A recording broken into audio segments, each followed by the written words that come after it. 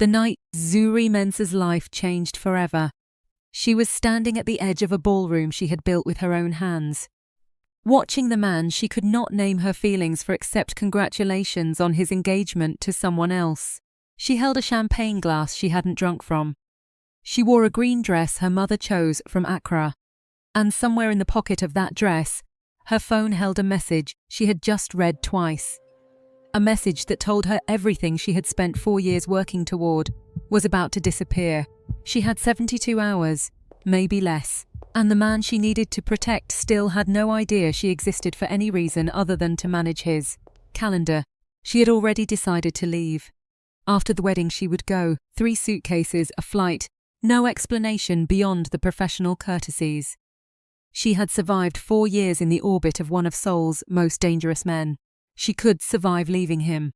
What she had not accounted for, what she had refused, with everything in her, to account for, was at the moment she would stand in the ruins of her secret and watch him read his dead father's name in her dead father's handwriting. She had not accounted for the way he would look up from that letter, or the way her name would sound in his mouth when he asked the one question she had always known was coming. Did you know? The city glittered 40 floors below. Seoul at midnight, indifferent and blazing, and in the silence between them, Zuri Mensah opened her mouth and told Yoon Seong-Jin the one truth she had spent 4 years protecting him from. But we are not there yet. To understand what happened in that room, you have to go back 5 days, back to the engagement party, back to the moment it all began to unravel. Not with a gunshot, not with a revelation, but with a phone that buzzed once in a woman's hand, and a message that made her face go very, very still. If you have ever stood beside someone and felt something you didn't have the courage to name, stay with us, subscribe, drop a like, and don't you dare go anywhere, because what happens next in this story is going to find something in you, we promise. The engagement party was held at the Avenue L Ballroom in Lotte World Tower, 80 floors above the Han River. It cost more than most people earned in a year. The flowers alone, red peonies and white orchids flown in from Jeju, had required 3 separate phone calls to 3 separate vendors, 2 of which Zuri had made herself from the back of a moving car while simultaneously approving a catering contract and rescheduling a meeting that could not, under any circumstances, be allowed to conflict with the event. She was good at her job. She had always been good at her job. She stood now at the far edge of the ballroom, near the window, in the deep green dress that her mother had chosen for her over a video call 3 weeks earlier from Accra. You will wear something that says you belong wherever you stand, her mother had said, in the twi-inflected English that still, after 7 years of living in Seoul, could make Zuri's chest ache with a longing she had no easy name for. You are a Mensah. We do not shrink. Zuri had worn the dress. She did not shrink. But she stood at the edge anyway, because the edge was where she could see everything. The caterers moving, with the precision she had drilled into them, the security positioned at every exit the way she had mapped them, the guests arriving in a sequence that was not accidental, and Seong-Jin at the center of it all, in a dark suit that made him look like something carved rather than born, accepting congratulations with the stillness of a man who had learned very early that showing nothing was the same as showing strength. He laughed once at something his lieutenant said. It was a real laugh, brief, unguarded, the kind that reached his eyes before he could stop it. Zuri had catalogued that laugh without meaning to. She knew the difference between the laugh he performed for rooms and the laugh that escaped him. She knew which coffee he drank at 6 in the morning and which one he switched to when he hadn't slept. She knew the silence that meant he was 3 steps ahead of everyone in the room, and the different silence that meant something had unsettled him. And he hadn't yet found the angle. She knew him the way you know a place you have lived in for years without ever calling it home. Across the room, Zuri materialized at his side. She was beautiful in the way that certain dangerous things are beautiful, precisely, deliberately, with nothing left to chance. Her dress was ivory. Her smile was perfect. She placed her hand on Seong-Jin's arm, and the gesture was so practiced it looked like affection. Zuri looked away. That was when her phone buzzed. She read the message once. Then again, her face did not change, not visibly, but something behind her eyes went very quiet. The way a room goes quiet when someone has said the one thing that cannot be unsaid. She typed a single reply, put the phone in her clutch, smoothed the front of her green dress, and looked up to find Yoon Seong-Jin watching her from across the ballroom. He looked away first. He always looked away first, and neither of them would ever say why. The next morning she requested 3 days off. She stood in his office doorway at 7:43, earlier than her usual 8 o'clock, but later than his 6:30, which meant she had waited, had chosen this exact window, this exact threshold. And she said it the way she said everything that cost her something, levelly, without decoration. I need to request 3 days of personal leave, beginning tomorrow. Seong-Jin looked up from his desk. He had a folder open in front of him and a cup of coffee going cold at his elbow, and an expression he wore when he was processing something faster than he was letting on. "You've never taken personal leave," he said.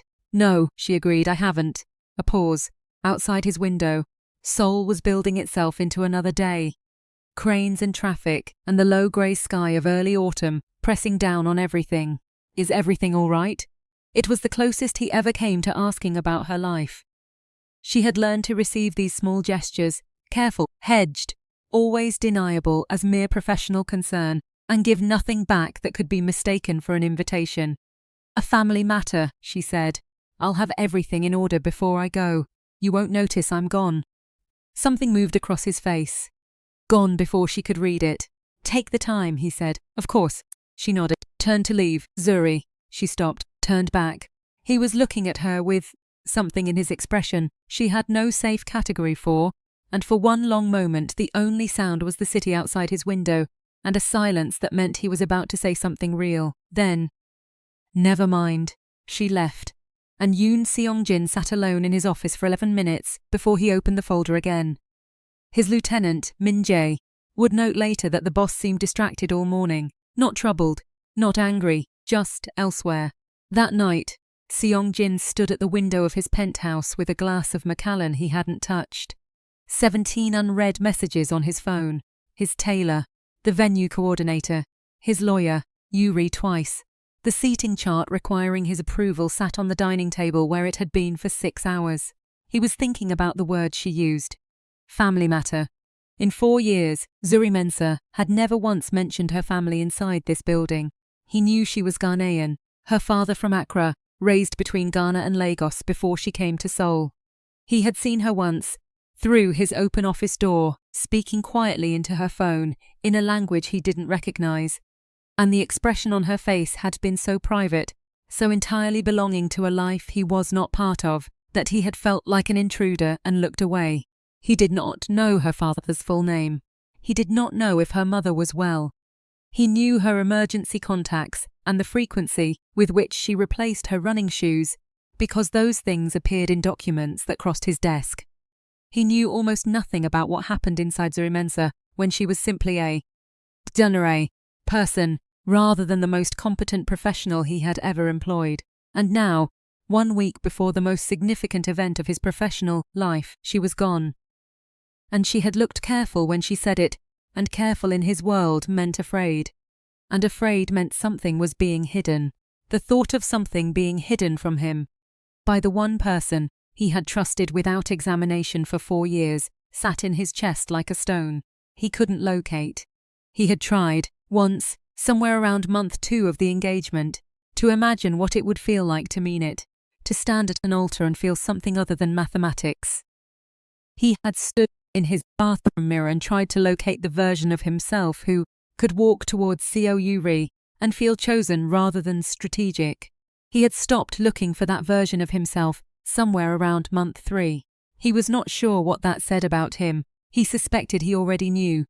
He set down the whiskey and called Park Chul. The drive to Mapogu took 14 minutes. Park Chul drove the way he always drove, unhurried, precise, choosing routes by instinct rather than GPS, because he had spent 3 years learning how Seong-Jin moved through the city and what each route said about his state of mind.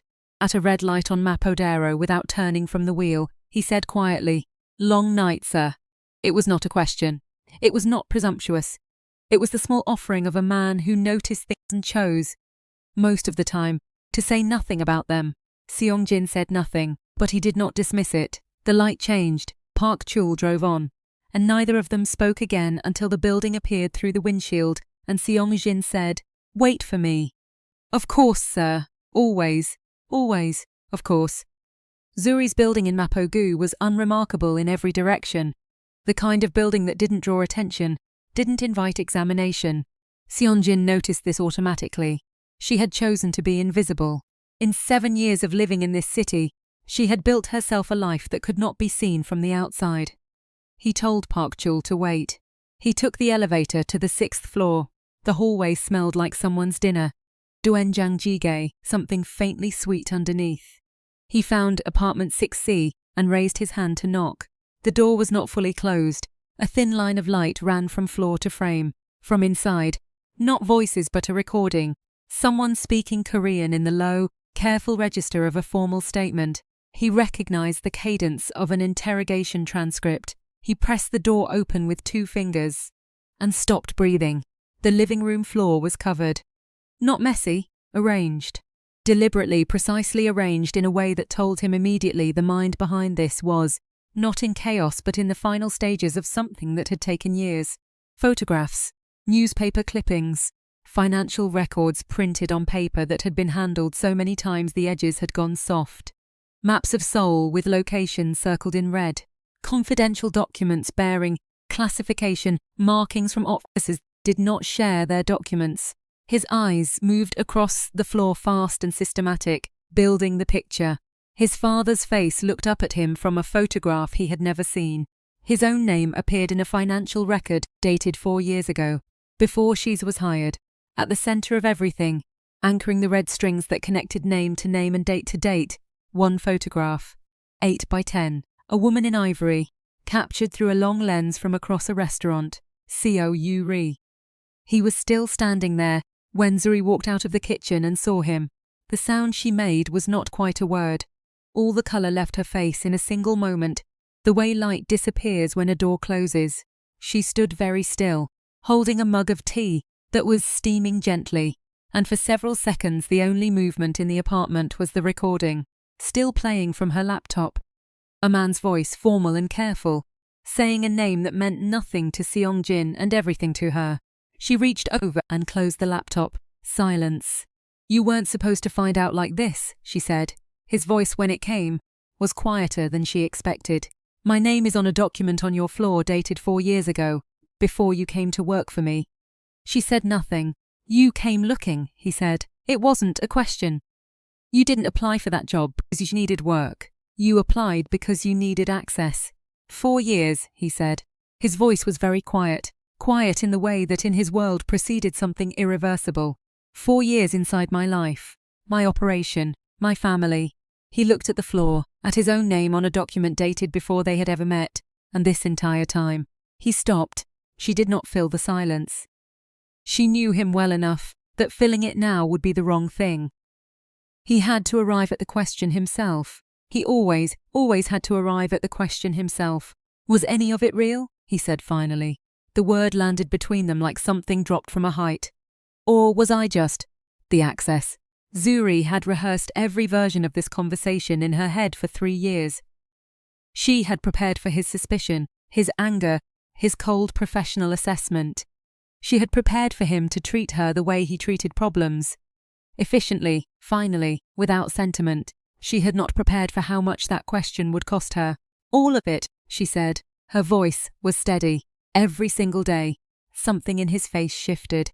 Not softening, not yet, but listening. For the first time since he had pushed open the door, truly listening. The mug in her hands was steady. Her voice was steady. She was, he realized, one of the few people he had ever met who could hold themselves completely still under pressure without it looking like effort. "Sit down," she said quietly. "Please, I'll tell you everything." She told him about her father first. Zuri Mensah had been a careful man, a Ghanaian security consultant who built his reputation across West Africa before his work brought him to Asia. He was meticulous, ethical in the way of people who understand that their word is their only permanent asset. He did not take risks. He did not take shortcuts. He had one daughter, whom he raised after her mother's early illness to be both soft and strong, which he said were not opposites but the same thing seen from different angles.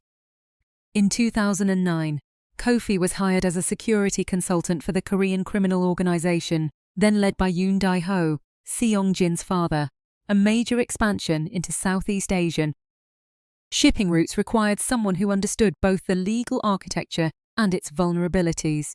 Kofi understood both. He took the job.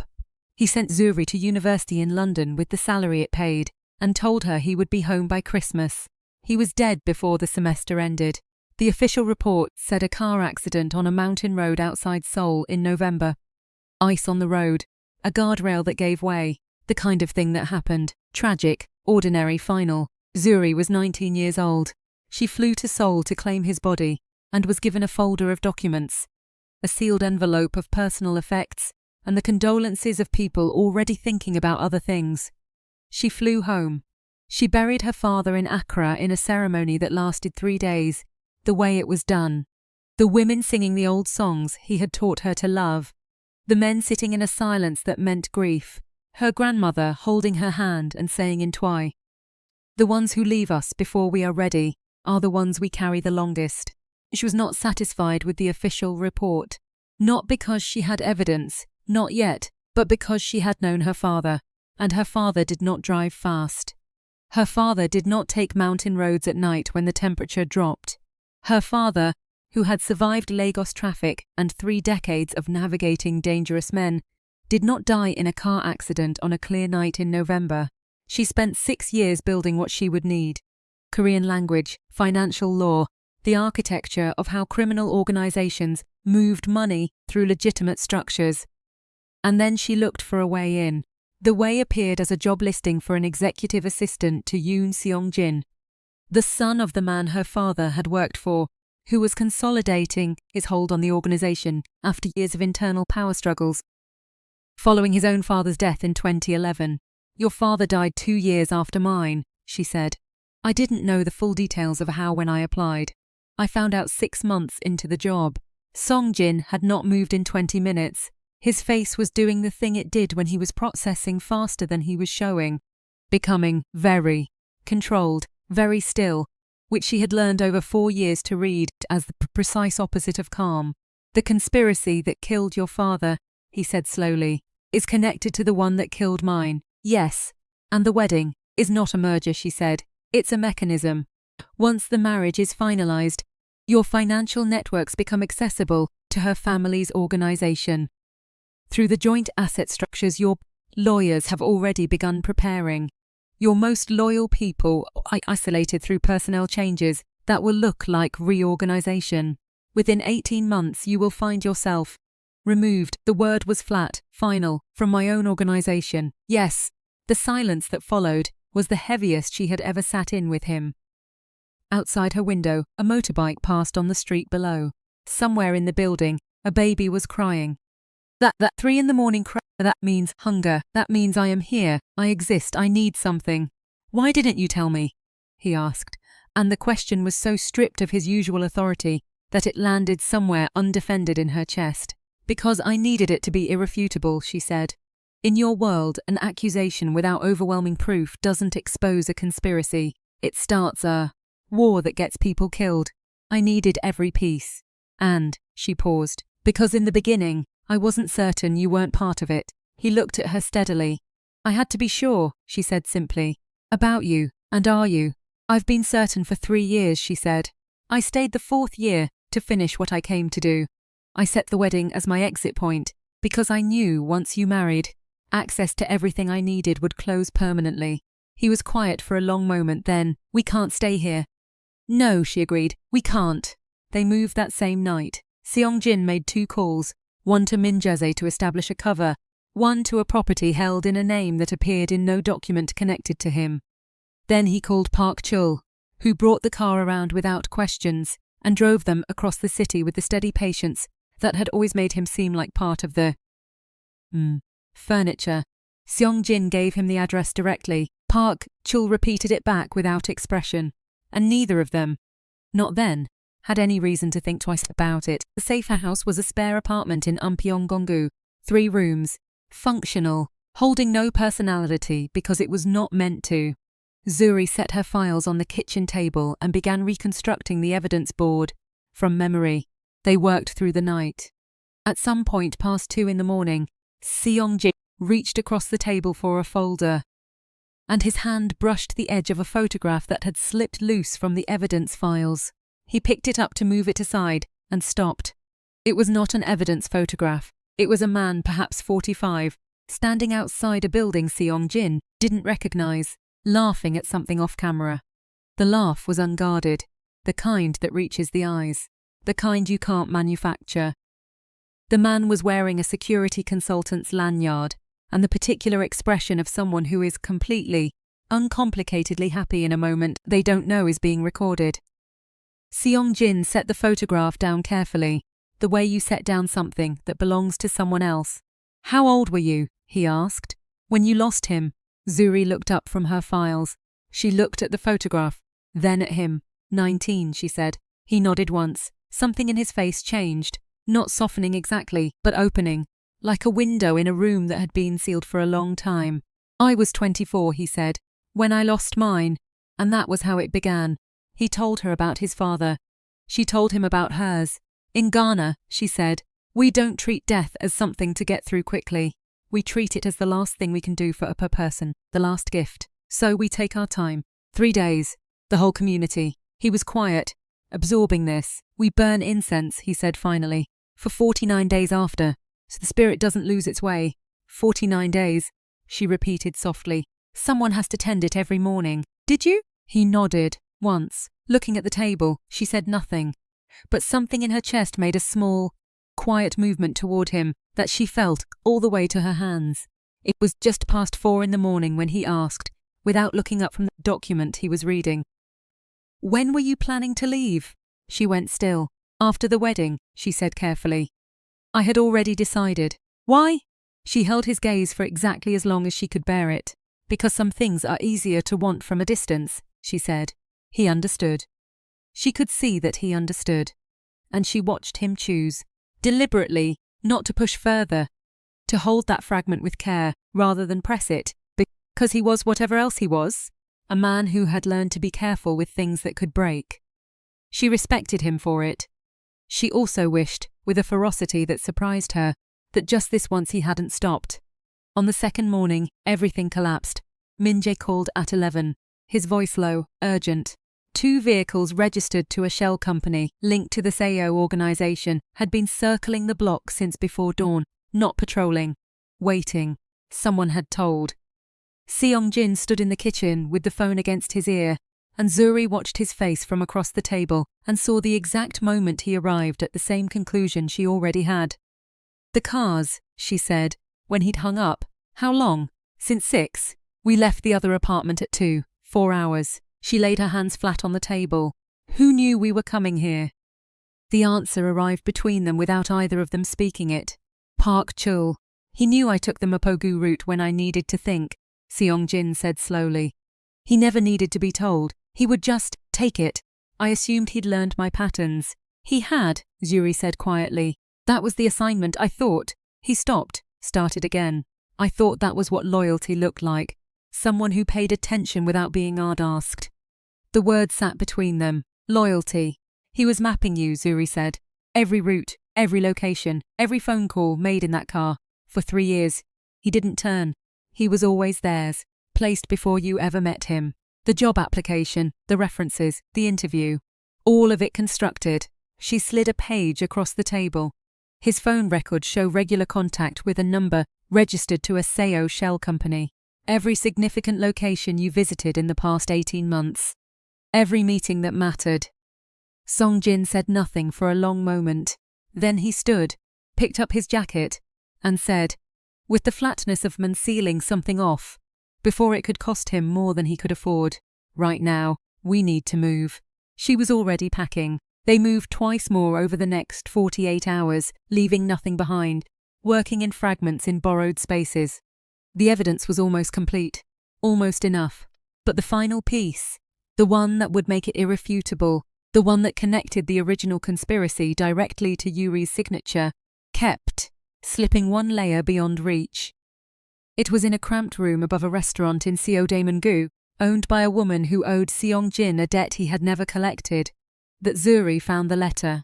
She had been through her father's files hundreds of times. She knew every document, but in this re-examination, moving faster and with different eyes, she found a folder she had always assumed contained duplicates. Inside, at the very back, behind 3 pages of financial records she had already processed, an envelope, handwritten, in her father's handwriting, addressed to Yoon Dae-ho. She knew what was in it before he finished the second page. She had read it 3 times in the 4 minutes since she found it, and each reading had settled something heavier onto her chest, not grief exactly, but the specific weight of a truth that has waited 20 years to be fully seen. Her father had tried to stop this. He had gone to the man above him, the man he trusted, man whose son was now sitting 3 feet away in a borrowed room above a restaurant in Seoul. He had tried, and the choice made in response to that letter had cost both families everything that followed. She knew, when she held it out across the table, that she was handing Seong something that would permanently change how he understood his father. His grief, the story he had built around the loss, she handed it to him anyway. Because the truth, she had decided a long time ago, was the only thing worth coming this far for. He read slowly. She watched his face, the small movements beneath the control. When he reached the second page, his jaw tightened in the way it had when she told him about Park Chul, which she now understood meant not anger but grief, in the only clothing he knew how to wear it. He finished, set the letter down on the table between them. "My father received a warning," he said. "Yes, your father told him, specifically, named the people, described the plan. Yes, and my father chose not to act on it." She kept her voice even. "We don't know why. It doesn't change what happened. The warning wasn't acted on. 3 weeks later my father was dead. 2 years after that, yours was too. And the conspiracy your father chose not to stop became the one we're sitting inside right now."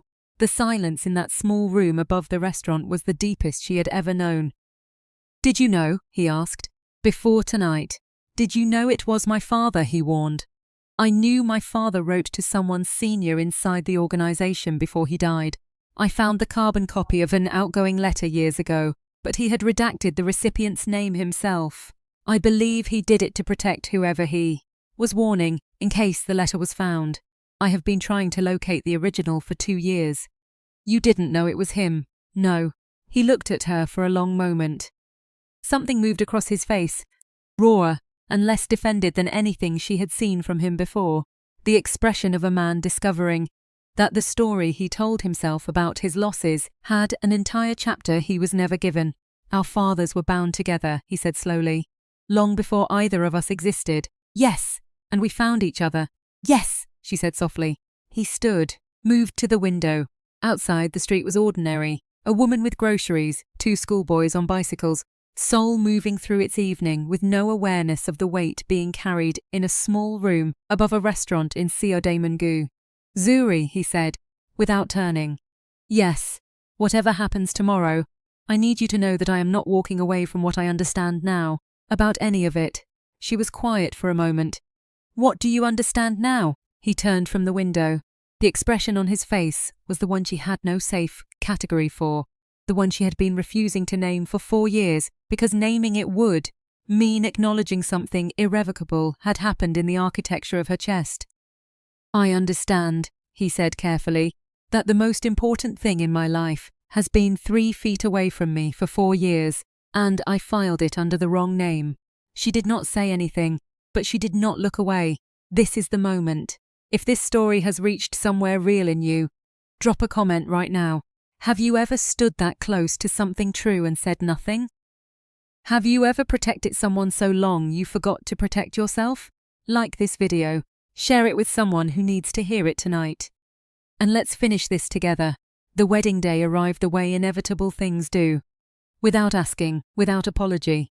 The Schiller Hotel Grand Ballroom had been transformed into a formal display of exactly the kind of power it represented.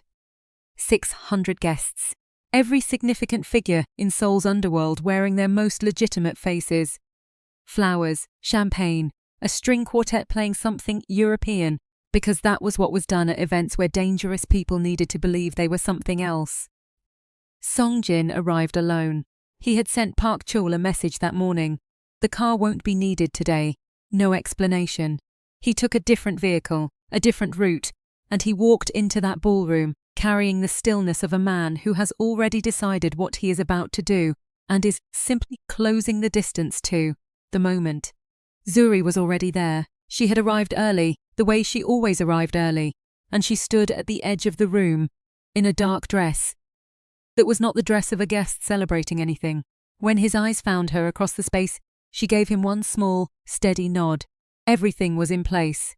The screens lining the ballroom walls, installed under the program's description of a photo presentation celebrating the couple, were connected to a system Zuri had spent the previous night quietly preparing. He took his seat at the front. The music shifted. 600 people settled into ceremony. Yuri appeared at the entrance in her ivory dress, composed and gleaming and entirely confident, because she had built this over years, and she had no reason, from where she stood, to believe it was proceeding as anything other than planned. She walked the length of the room. She arrived at the altar. The officiant began. Perhaps 60 seconds passed before Yoon Seong-Jin reached into the inside pocket of his jacket, removed a small device, and pressed a single button. The screens came alive. Financial records, intercepted communications, wire transfers tracing through shell companies directly to the Seoul organization, testimonies from 3 witnesses, faces obscured, voices altered, describing a plan in motion for 4 years. A recording of Park Chul's voice, calm and professional, reading off a Mapo-gu address to a number he called every Friday at 9 in the evening.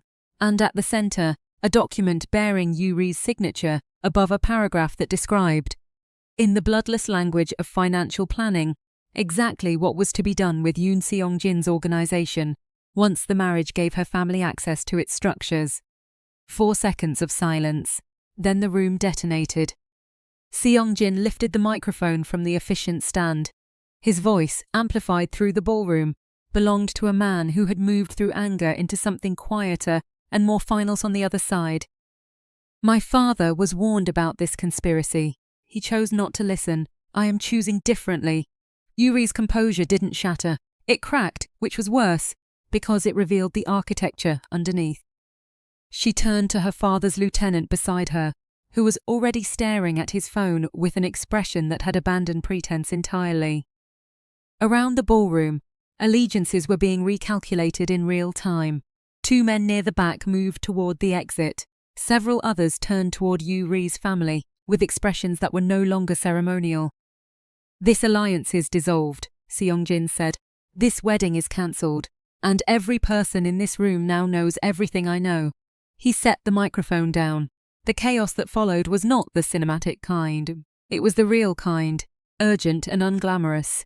People talking over each other, phones appearing everywhere, security personnel converging from 3 directions, the string quartet sitting in stunned immobility with instruments in their laps, years of maintained alliance and counter-alliance, collapsing in the accelerating way of things that were always more fragile than they appeared. Seong-Jin moved through it without stopping. He was looking for one person. He found her at the edge of the room, near the exit, cases already in hand, already turning toward the door, already leaving, the way she always left, clean quiet, without asking for anything. Zuri. She stopped. He crossed the room, not quickly, not with urgency, walking the way a man walks when he has finally, after years of mislabeling things, decided to call something by its right name. She turned. Her face was composed the way it always was, but her eyes were doing what they did when she was feeling something she had not yet given herself permission to feel. Going very still and very careful, the way you go still near something precious and breakable. You were going to leave, he said. I was, she said, without. He stopped in front of her, close enough that the noise and chaos of the room fell into a secondary reality, something happening at a distance that neither of them was part of. I have been, he said quietly, a man who confused proximity with understanding, who took steadiness for granted because it was always there, who filed things under the wrong categories because the right ones required a courage I hadn't found yet. He paused. I'm done doing that, Seong-Jin. Yes, my father came to this country and gave his life trying to protect yours. I came here to finish what he started. She paused. And somewhere in the middle of that she stopped. She who always had the right words. She who had built an entire investigation out of precision, out of knowing exactly what to say and when and to whom. She stopped and could not find the next sentence. He waited. Because he had learned, in 4 years, that she always arrived, that the sentence was always there. You just had to give her the space to reach it. I didn't let myself want you, she said finally, because wanting things for myself felt like a betrayal of why I came. Like I had made his death about something smaller than it was. It isn't smaller, he said quietly. She looked at him. Wanting something for yourself, he said. After carrying everything you've carried, that isn't small. That is the only thing that's entirely yours. She did not say anything, but she did not look away. And after a moment, she stopped holding quite so much of herself back from the expression on her face. He saw it. He had always been watching closely enough to see it. He reached out, carefully, without assumption, giving her every opening to step back, and took the cases from her hands, set them down. Then he simply stood before her with his hands open, which was the most undefended she had ever seen him, possibly the most undefended he had ever been. Don't go, he said, not as an instruction, not as a request. As the statement of a man who has finally understood the difference between needing something for his empire and needing something for himself. Not like this. Not yet. She looked at this man, this complicated, disciplined, unexpectedly gentle man who burned incense for 49 mornings and called her name, sometimes with no sentence attached, and had spent 4 years feeling something he refused to name because naming it meant accepting he could lose it. She thought about her father, about the letter, about 2 men connected across at a distance they never closed, and the children they left behind who somehow, through grief and investigation and 4 years of careful proximity, found their way to the same room. She thought about her grandmother's voice. The ones who leave us before we are ready are the ones we carry the longest. She thought about how tired she was of carrying things alone. One condition, she said, anything. You say what you mean. From now on, no more never mind. No more wrong categories and waiting for me to figure it out. Something moved across his face, the expression he wore when something mattered more than he wanted to show. That, he said, is going to require practice. I know, she said. I'm patient. And in the wreckage of a cancelled wedding, in the middle of a ballroom full of falling empires, Yoon Seong-Jin smiled. The real one, the brief, unguarded one that reached his eyes before he could stop it. She had catalogued that smile. She had always known the difference. In the months that followed, empires reorganized and traitors answered for their calculations. But before any of that, before the formal investigations, before the restructuring, before Seoul's underworld began the slow, unglamorous work of remaking itself, there was a Tuesday morning in a kitchen that smelled like coffee and rainfall. Zuri was at the counter. She had not yet decided whether to stay. She was still technically in the process of deciding. The suitcases were still in the hallway from the safe houses. She had not unpacked them yet, and she had not packed them further, which she understood was itself a kind of decision. She heard him before she saw him, the sound of someone who moves through spaces like they own them, which he did, because this was his apartment, and she had not yet decided whether that was her problem or her answer. She poured a second cup without looking up. He took it without saying anything. They stood in the kitchen in the early morning, and the city moved outside the window, and the coffee went warm in their hands, and neither of them spoke because there was nothing left to say that the silence wasn't already saying better. This, she thought, was what she had been afraid to want. This ordinary, unremarkable, completely specific thing. Later that morning she unpacked her suitcases. She did not explain. He did not ask. Some things are answered not with words, but with where you put your things. And somewhere in that same apartment, on a shelf facing east, a small dish of incense went through its 49th morning. For Yoon Dae-ho, who made one terrible choice in a long life of difficult ones. Beside it, Seong-Jin had placed a second photograph, a man in a consultant's lanyard, laughing at something off camera. entirely happy in a moment he didn't know was being recorded. Kofi Mensah, who crossed an ocean to do the right thing, and whose daughter crossed the same ocean years later and finished it. 2 fathers, 2 children, one truth that took 20 years to finish being told. The city outside blazed and hummed, and for the first time in a very long time, neither of them faced it alone. You made it to the end, and we are grateful you stayed. If this story moved you, if it made you think about someone you've been too quiet with, something you've been carrying too long, someone whose steadiness you've been mistaking for permanence, tell us. Drop a comment below. Tell us which moment stopped you. Tell us what Zuri taught you about showing up for someone without asking for anything in return. If you're not subscribed yet, do it now, because this is exactly what we do here. Stories that go all the way in, stories that don't flinch, stories that remind you that the most important things in a life are rarely the loudest ones. Like this video, share it with someone who needs it tonight, and we will see you in the next one.